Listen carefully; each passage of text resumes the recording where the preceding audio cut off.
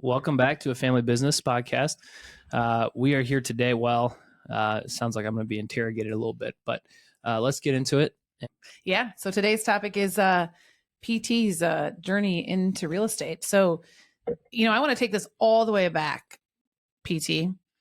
When did real estate first pop into your head as a possible career? It's a wild story, by the way. So strap in and get ready for this extravagant, life story. Good question. Growing up, my world was very centered around the restaurant business, as my father owns a chain sub sandwich restaurant here in the Quad Cities. So it was really, you saw the ins and outs of that. You knew what kind of went on with, a restaurant and owning a restaurant. And real estate was, kind of a farther view away. When I first kind of got introduced to it, honestly, probably was my first summer. I mean, when I was asked to intern or if I was interested in interning for Brad and Andrea, my first summer in college, I was like, sure, why not? Sounds interesting. I really didn't know anything about it, kind of just jumping in. Didn't know the intricacies that came with it. So that was probably, honestly, where I first got the first look or first idea of what it was like. So when you were growing up, it never really, you never had that moment of like, no way I'm doing that, or I would love to do that. Really? You just thought you were going to do Hungry Hobo, huh? Well, I didn't know what I was going to do. My brain was always kind of all over the place. I mean, even when I'm applying to go to college, it was just marketing and management, and whatever happens, if it's a sales job or something with that. I thought that would fit my personality and my goals and dreams pretty squarely. I also was going to school 3.5 hours away up in Wisconsin, just another northern suburb of Chicago. So, the doors were open everywhere. There wasn't a firm plan set in place on what specifically I wanted to do. So what was the reason why you said yes to interning with us? Besides the fact that we are the coolest aunt and uncle that there is. Right. I was tired of the one job that I really held since was my first job ever up until that point was working out at the baseball fields, whether that was working at the gate, collecting money or the merchandise stand or running the tournaments. I was kind of over that. And I wanted some freedom when I was back from the summer too. And you thought our internship would give you freedom? Bits and pieces of it, but I wasn't there from on the weekends till 6 a.m. till who knows 10 at night, right? True. But no, when I was interested and when I was asked and if I was interested, I definitely was. That's when I started to really consider it and just see how it went. So, at what point was it that you said, yeah, I mean, this might be something that I want to do? Obviously, like you mentioned, that you started the internship your freshman year in college over the summertime. When were you like, you know what, this might be a career that I want to explore?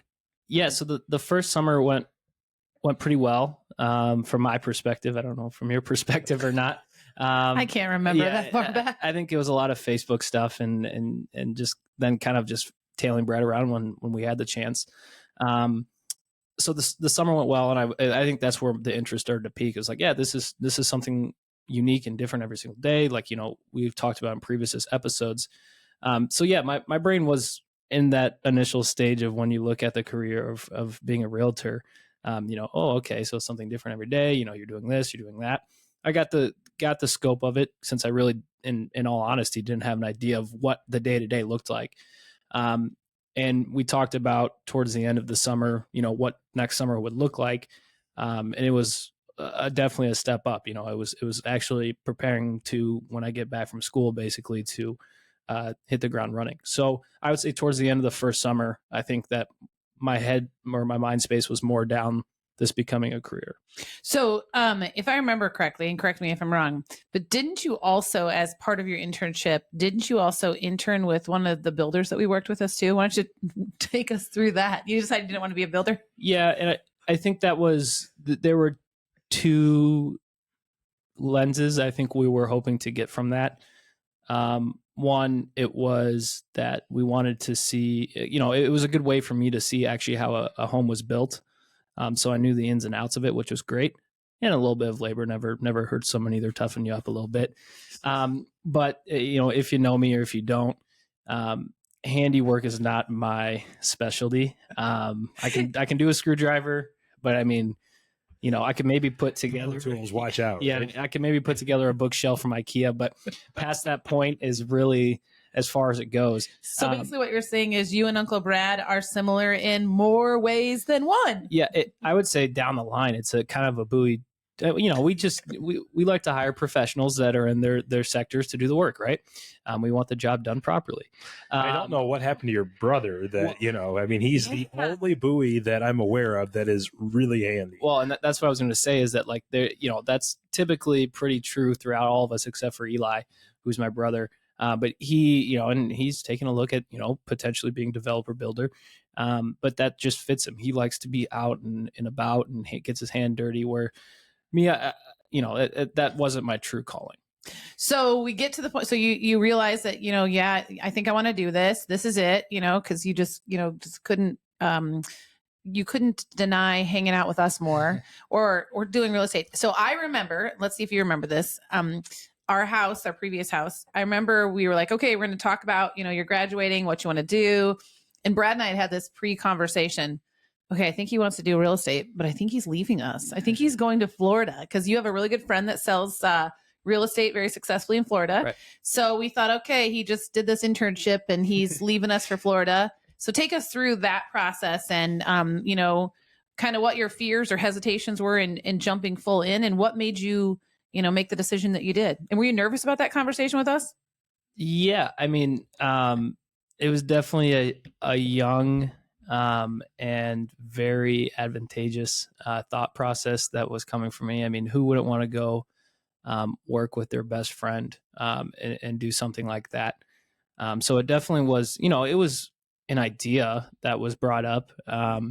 But, there's so many different things that go into that. And I mean, and honestly, it was kind of just an idea. That's all it was. It didn't go much farther. It just didn't make sense. I mean, our name is known in our market for 3 past generations.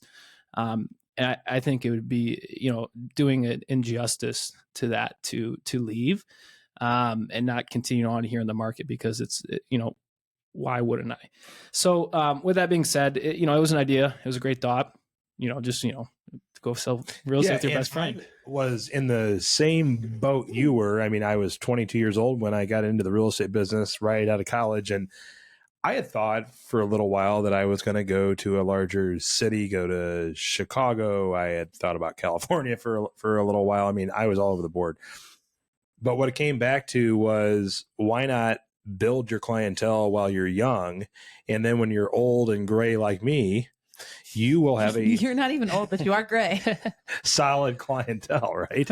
Well, and it wasn't even about that. And I want, every time that this topic is broached, I'm extremely lucky to have the opportunity, because 98% of the people in this industry don't get the opportunity to have the opportunities I had right when I came in. But I truly love the Quad Cities. I grew up in the Quad Cities. And you've heard me mention this before in past episodes, is that this is where I love to be. And I want to share that and help other people share that experience with me here in the Quad Cities. So there was just so many things that it just didn't make sense to go down to Fort Myers. Well, let me tell you, we're glad. And I remember, like, after you left, Brad, and you're like, yes, he's staying. And then obviously, which we talked a little bit on a different episode, is when you got to tell Papa, which is, Brad's dad, the second generation of the BOEYE Realtors. You got to tell him that this was what you decided, which was a very special moment. That not everybody gets that kind of thing. But so let's get into. So you've decided to do real estate. Obviously, you're working with just the coolest people in the world, and well, one of us anyway. So do you remember your first transaction? What was that like? The good, bad, and the ugly. Spill it. Oh goodness. Well, I can tell you the first ugly. Was that when you hit the retaining wall? Oh no, I'm sorry. Well, that was during your internship.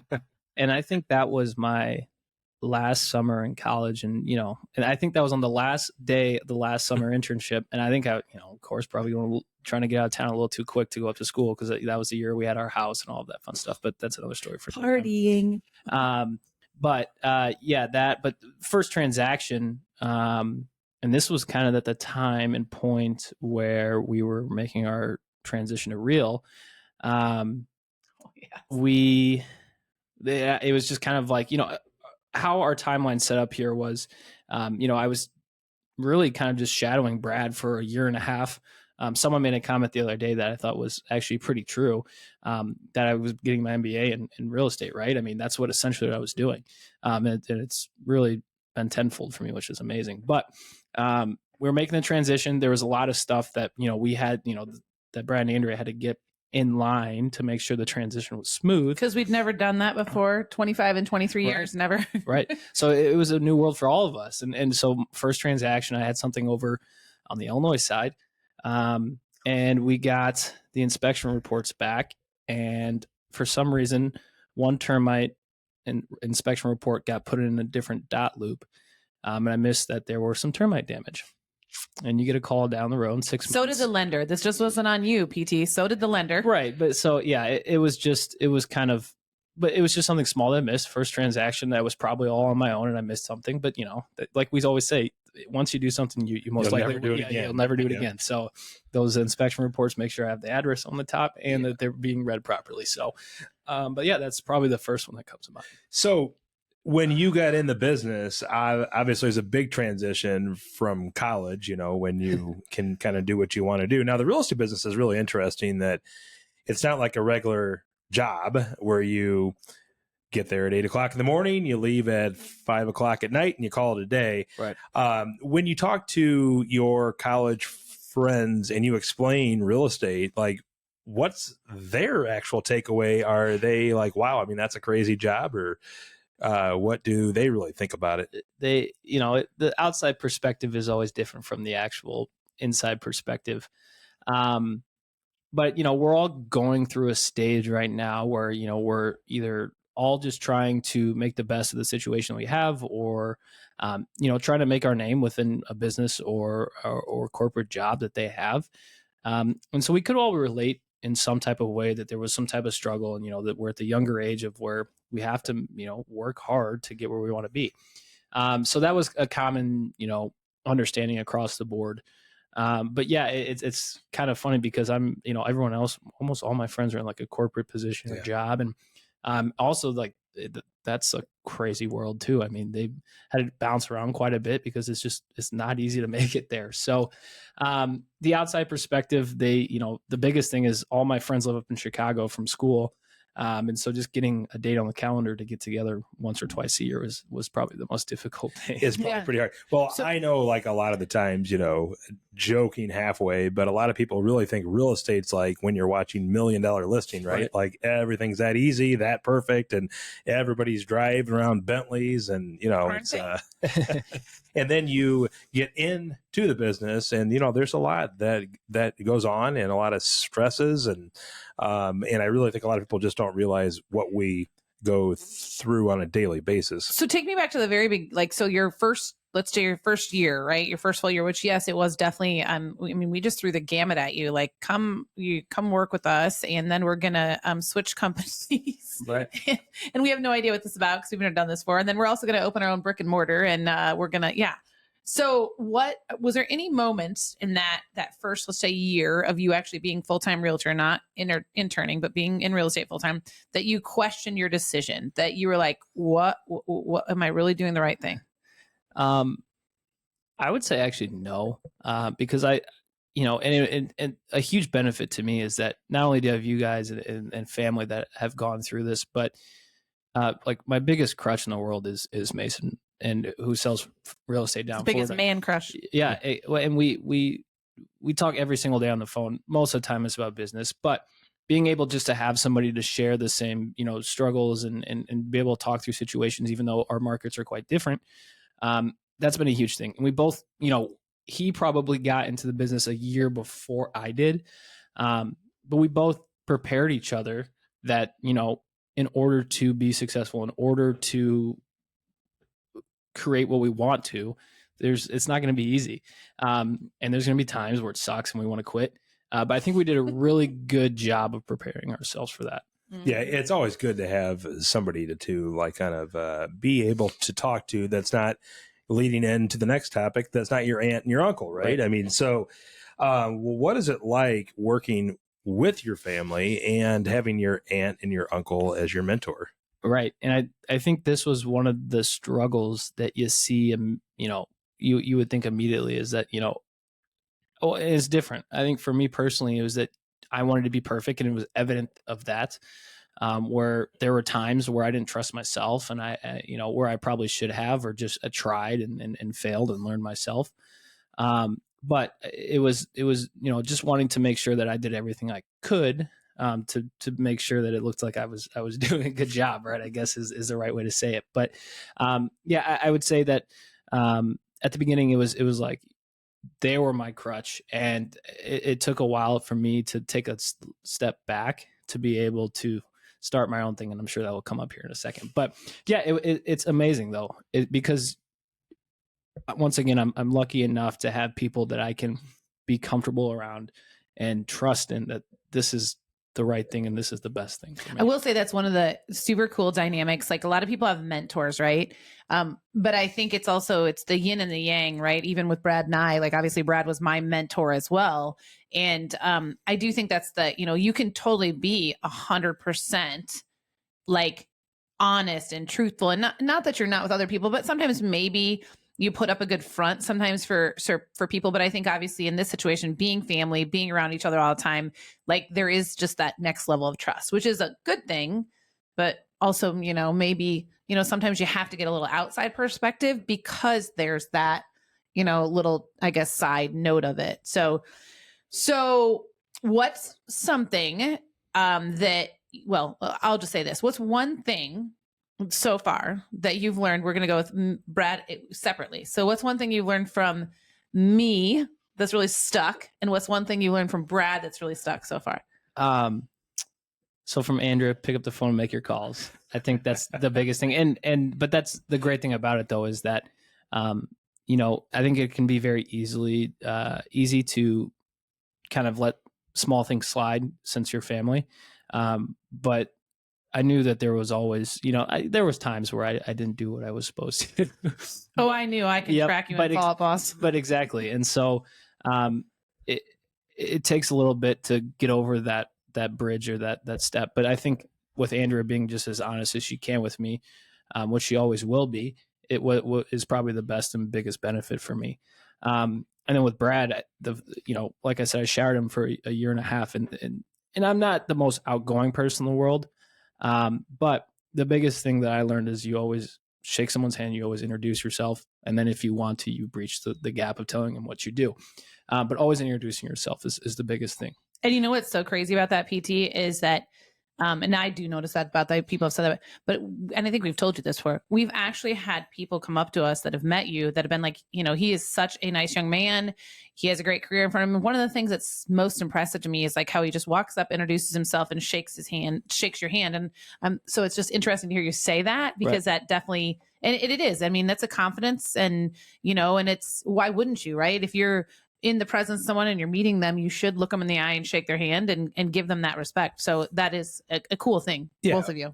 One item that I want to go back to just a little bit was when I got into the business when I was young, 22. My dad was the president of our real estate brokerage. So I felt a little bit of pressure that I had to be, like you said, perfect. Right.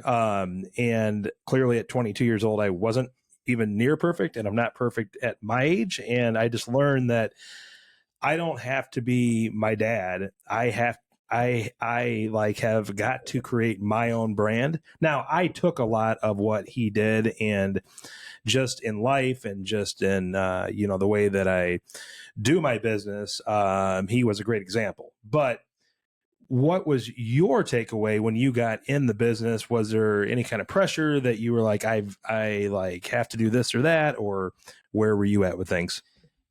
Yeah. Pressure when I got first in the business. I mean, Um, I think that the biggest thing for me was to just meet the standards or satisfy everybody. I remember, and this is completely honest. So I first took my Iowa license test, and I failed the national and the state level test first, and then the second time I passed the state, but I failed the national again, and I'm like, man, this is, and maybe this is like the first like time where, or if I ever had it, was like, I mean, I'm not a good test taker, but it was like, what are people going to think about me? I failed the test twice. Is this already putting a blemish on what people think I'm going to be able to do? And I mean, it's a stupid test, but it is what it is. So, I think that was the first kind of thing. But once I got past that, and it wasn't like I was put to the fire immediately. So I think I was kind of eased in to being able to kind of make my own way. Yeah, I agree. And it is funny. Like, actually, we talk about this too. Like, I mean, getting your real estate license is not rocket science to actually get the license, but to be able to successfully sell real estate, which, PT, I think we're going to get a little into that a little bit now. It's like you put it the best. I mean, spending the 3 years interning with Brad and then shadowing really that first year with everything. I mean, really the first year and a half. I mean, we just did everything together. That's where you really learn, right? And you excelled at that, and that's very clear in where we are now. So on that note, like, when is it that you think it was like, okay, this is my big win? This is what I've been waiting for. Like, here it is. I'm finally like just feeling uber confident. I don't know if there's a certain time or place. But we did go down to Dallas, and we all remember this particular event or meeting, whatever you want to call it. Sharon. We were going down to see Sharon at the mastermind, and we were having dinner the night after, and it was kind of just a sit down, like, hey, where do you think you're at? You're probably a year into this now, a year and a half to whatever it was. But where do you think you're at? And I just flat out said, I'm not where I want to be. And they're like, yeah, we would agree. And I think that, we're so honest, but it's the truth though. And I always appreciate that, because there's no point in bullshitting around. If I can say that, you or us. Right. So, it's, that was a kind of the turning point. And I realized once we got back that, it wasn't that I wasn't being serious, but it was just that, there was times and places where I needed to put all my effort into it and trust myself. And I think that's where I started to kind of take the step outside of the box and push myself to see what I could really do. So when was it, when you got into the business, that you had a deal that you said, this is why I'm in the real estate business? Oh, goodness. There was a really special one that happened, and this was probably not the first one, but the most special one that I had, and I've had multiple conversations with you all about it, but there was a lead that came through, and this particular lady, we just didn't connect right away. And I think there were multiple reasons why. But Andrew's like, just stay with it. It's going to work its way out. And it sure did. I mean, we created such a special friendship. And this lady was purchasing a home that she started up a business for, basically a safe house for women in our area. And just being able to hear the story and hear her story and to help her out, that's why you do it, right? It wasn't about the money or anything about that. It was just helping this lady that really probably didn't have the full resources or anything like that at the right direction. And all she needed was that direction and someone to help her get that purchase so she could springboard her business. Yeah. And just hearing you tell that story, PT, like brings tears to my eyes. Cause I literally remember having those conversations with you, because the hardest part about this business is that, obviously we're 100% commission based, right? And like, you are trying to support yourself. And so, especially in that situation, it wasn't a big purchase. It was definitely a lot of time for you, because there's very specific requirements in regards to what she needed in order to be able to have a not-for-profit in that property. Right. And, you just kept giving it your all. And then to watch that relationship and what it became. And that is 100% why real estate is the most rewarding career in on the planet, is because of things like that, right? It's not about the paycheck. It's about the relationship. and what you were able to help. Because there probably would have been a lot of agents that would have just been like, well, I'm not going to work with this person. Like, it's taking too much of my time. It's not a big enough purchase, and I'm not going to do it, you know, and you just stuck with it. Yeah. And there was even a point where I breached the question. I said, hey, this might not be, the right relationship to help you out, and I can't remember exactly how we got reconnected. It was pretty quickly though. And it just blossomed. It was incredible. Yeah, it's a very neat thing. Yeah. So your real estate style, how would you compare your real estate style to ours? He's pimp. And those of you that don't understand, we use that word in our language. That word means like... I'm pretty sure people know what pimp means. I know, but it's not, because if you go look up the definition, it's not exactly how we use it in that term, but that's like, cool, smooth, everybody, like, you got swag, like, that's, yeah. The day and age that we're currently in, it's very important to brand yourself. And, when you come in, and your boss, who dresses to the nines every day, and you're like, that was one of my big things too. I think I asked you talking about PT. We're sitting here and he's got his like full on sport coat. Will you call that your game show host coat? Yeah. He looks like Bob Barker or something. Price is Right. But I think the first day that I, or the night before I like had my first day with you all, I think I texted Brad or you all, but I said, what do I need to wear? And you're like, polo's fine or whatever, I like to be professional. And a big thing that stuck with me too is someone said that, you want to dress like you're supposed to be there.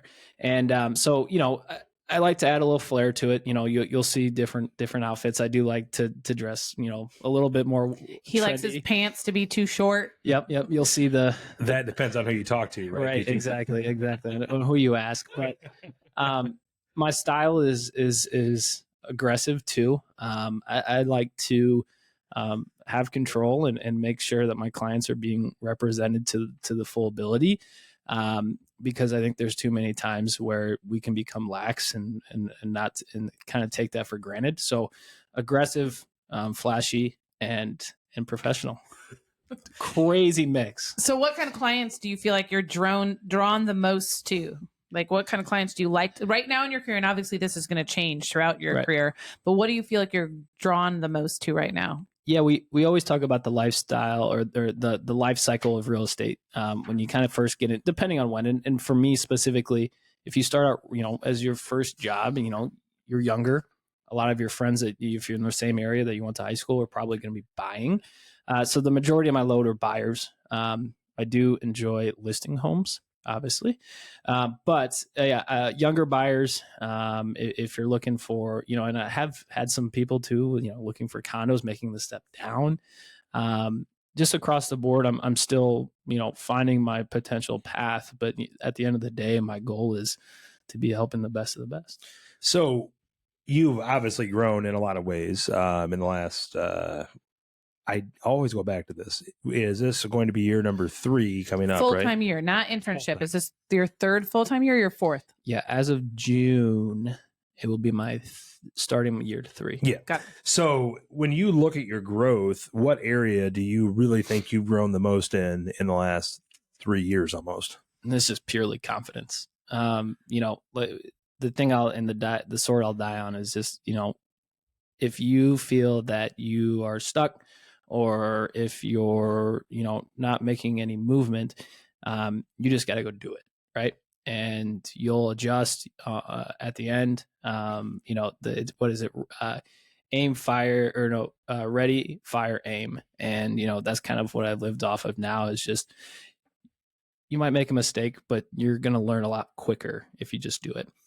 So confidence and just being able to understand that I know enough that I'm going to be able to represent my clients. Yeah, we talk about that all the time. We've talked about another podcast, and I have to, and you are, I think that it's a BOEYE trait, because I definitely feel that I have that same trait, but there's no gray area for you guys. It's right or wrong. We've talked about this a lot before, and it's also being accountable. And you saying that, it's so true. You can see your confidence when you walk into a room now, PT. It's changed. And it was so funny because Brad and I don't even know. I both of us, like, all of a sudden one day we're just like, wow, like, it's like you just like grew up overnight. I don't know. And it was just very evident in just how you, carried yourself. And it's probably, getting some deals under your belt that you, and that's, I think, obviously you shadowed Brad, you spent time with both of us, worked with other people in the office and whatnot. But yeah, when you start going out and like you just said it, doing it on your own, it's such a huge confidence. But even if you have to come back and have those conversations,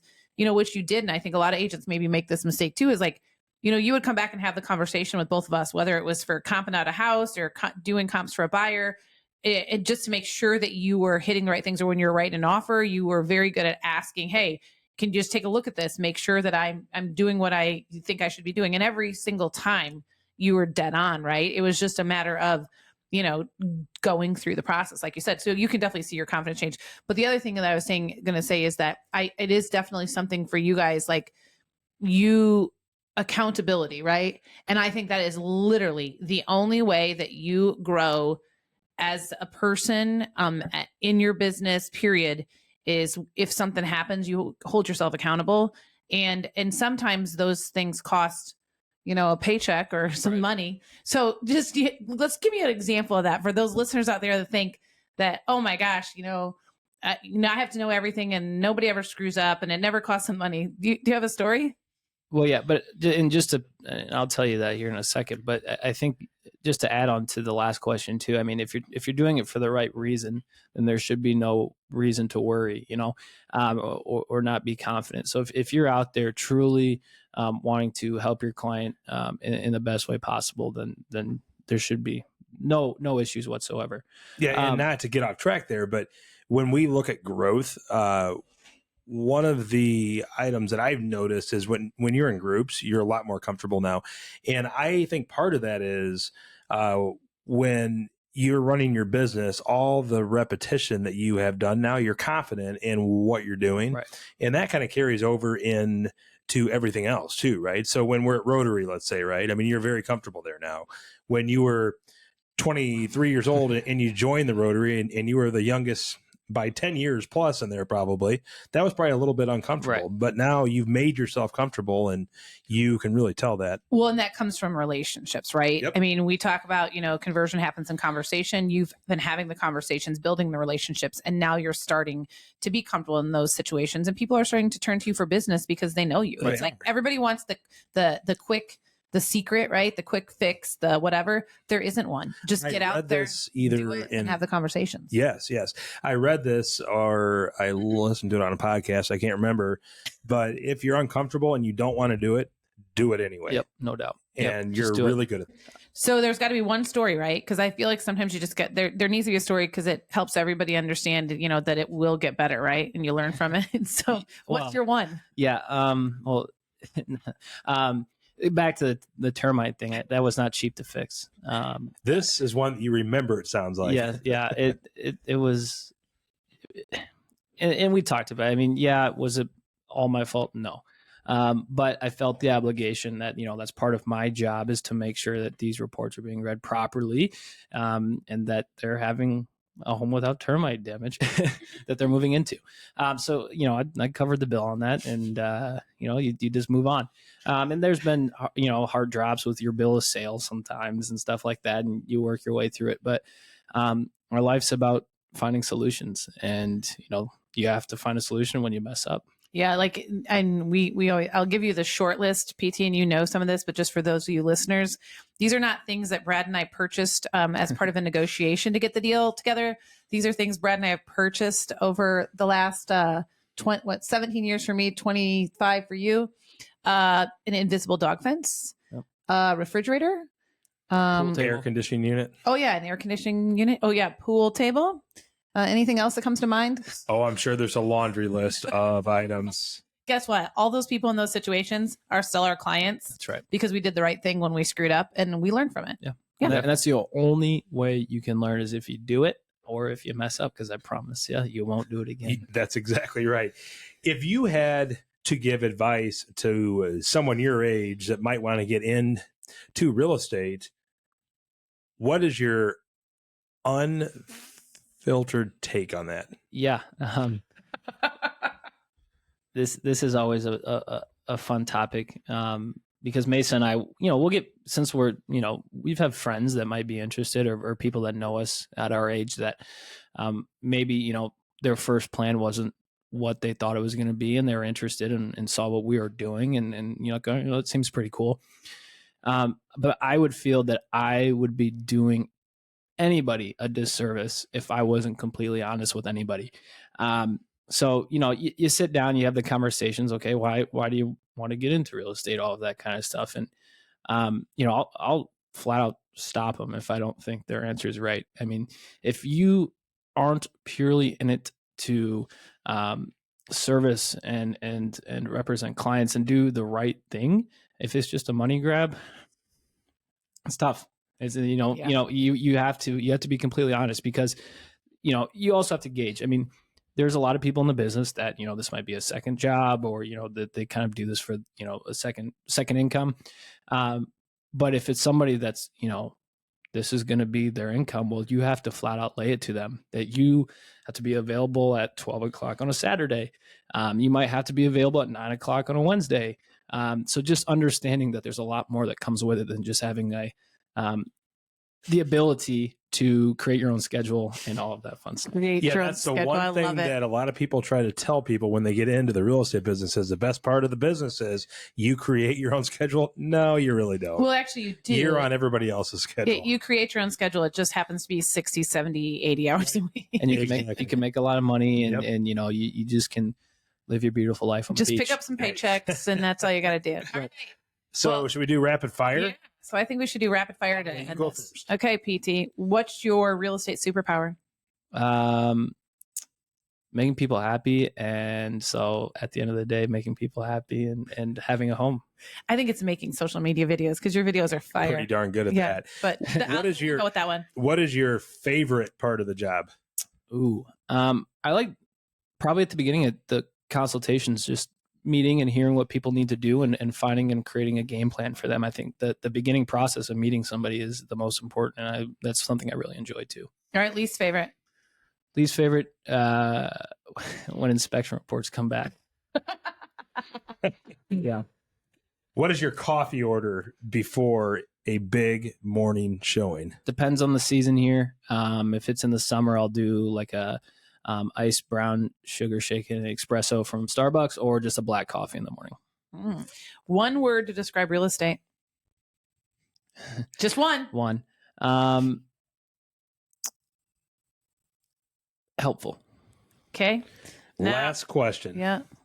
One word to describe working with Brad and Andrea. This is the best.